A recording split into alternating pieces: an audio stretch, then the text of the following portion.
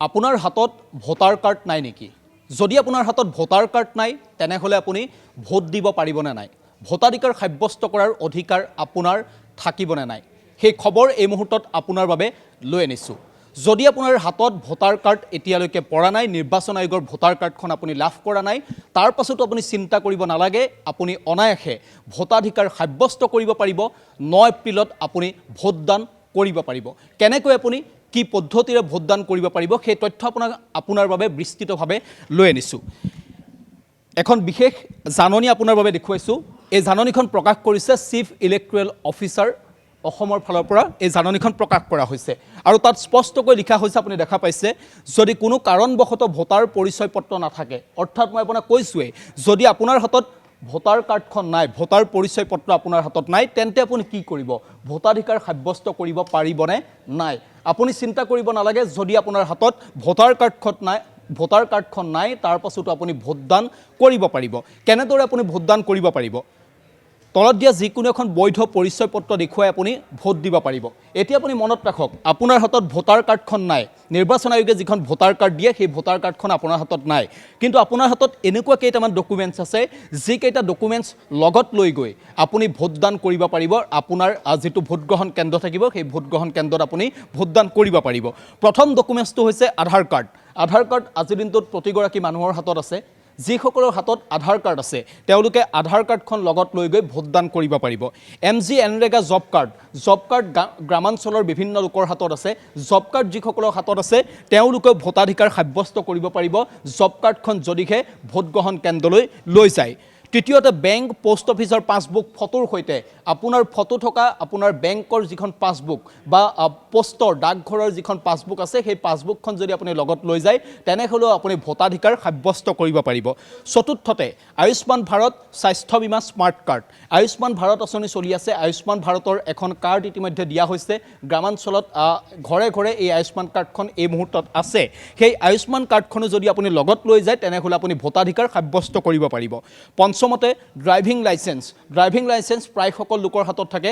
Driving লাইচেন্সখন লৈও আপুনি ভোটদান কৰিব পাৰিব। পান কাৰ্ডখন লগত যদি থাকে, আপোনাৰ পান কাৰ্ডখন আপুনি লগত লৈ গ'লেও আপুনি ভোটাধিকাৰ সাব্যস্ত কৰিব পাৰিব। NPR স্মাৰ্ট কাৰ্ডখন লগত লৈ আপুনি ভোটাধিকাৰ সাব্যস্ত কৰিব পাৰিব।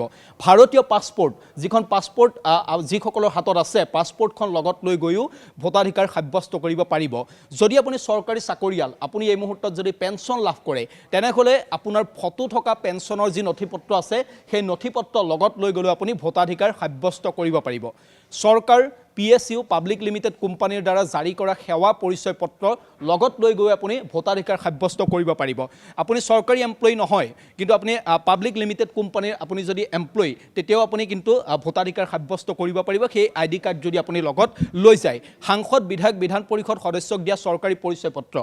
ইয়াৰ পাছত ইউনিক ডিছেবিলিটি ID কাৰ্ড অৰ্থাৎ UDID card, unique disability ID কাৰ্ডখন লগত লৈ গৈ আপুনি ভোটাধিকাৰ সাব্যস্ত কৰিব পাৰিব। এতিয়া আপুনি চিন্তা কৰিব নালাগে, যদিহে আপোনাৰ হাতত ভোটাৰ কাৰ্ডখন নাই, নিৰ্বাচন আয়োগে যিখন ভোটাৰ কাৰ্ড দিয়ে আপুনি এপ্লাই কৰিছিলে কিন্তু এই মুহূৰ্তলৈকে আপোনাৰ হাতত ভোটাৰ কাৰ্ডখন পৰা নাই, ভোটদানৰ দিনালৈকে আপোনাৰ হাতত ভোটাৰ কাৰ্ডখন যদিহে নপৰে তেনেহ'লে আপুনি চিন্তা কৰিব নালাগে। যদিহে ভোটাৰ লিষ্টত আপোনাৰ নামটো আছে, মাত্ৰ আপুনি ভোটাৰ লিষ্টত আপোনাৰ নামটো আছেনে নাই সেয়া আপুনি ভোটগ্ৰহণ কৰিবলৈ যোৱাৰ পূৰ্বে আপুনি চাই ল'ব।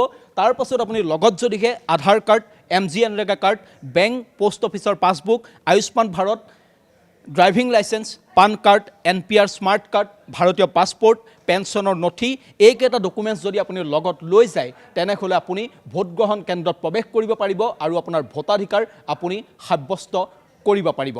বিভিন্ন লোকৰ হাতত এই মুহূৰ্তলৈকে ভোটাৰ কাৰ্ড হয়তো নাই। সেই খবৰ ইতিমধ্যে চিফ ইলেক্টৰেল অফিচাৰ আছামৰ পৰা সম্প্ৰচাৰ কৰা হৈছে। তেওঁলোকে প্ৰকাশ কৰিছে সকলোৱে সুবিধা হোৱাকৈ। আমিও এই খবৰ এইকাৰণে প্ৰকাশ কৰিছোঁ যাতে যিসকল লোকৰ হাতত ভোটাৰ কাৰ্ডখন এই মুহূৰ্তলৈকে পৰা নাই তেওঁলোকে কোনো ধৰণৰ শংকিত হ'ব নালাগে তেওঁলোকে ভোটদান কৰিব নোৱাৰিব নেকি বুলি। মাত্ৰ আপুনি এটা কামেই কৰিব, আপুনি ভোট দিবলৈ যোৱাৰ পূৰ্বে আপুনি চাই ল'ব ভোটাৰ লিষ্টত আপোনাৰ নামটো আছেনে নাই আৰু ভোটাৰ লিষ্টত থকা আপোনাৰ নম্বৰটো কিমান হয়, ক্ৰমিক যিটো নম্বৰ থাকে সেই নম্বৰটো আপুনি চাই ল'ব আৰু তাৰ পাছত এই ডকুমেণ্টছ কেইটাৰ ভিতৰত যিকোনো এটা ডকুমেণ্টছ লগত লৈ গৈ আপুনি ভোটদান কৰিব পাৰিব। আপুনি বিচৰা বাতৰি পাব কেৱল নিউজ 18 এপত। নিউজ 18 এপ ডাউনলোড কৰিবলৈ স্কেন কৰক এই QR কোড। গুগল প্লে ষ্টৰতো পাব এই নিউজ 18 এপ।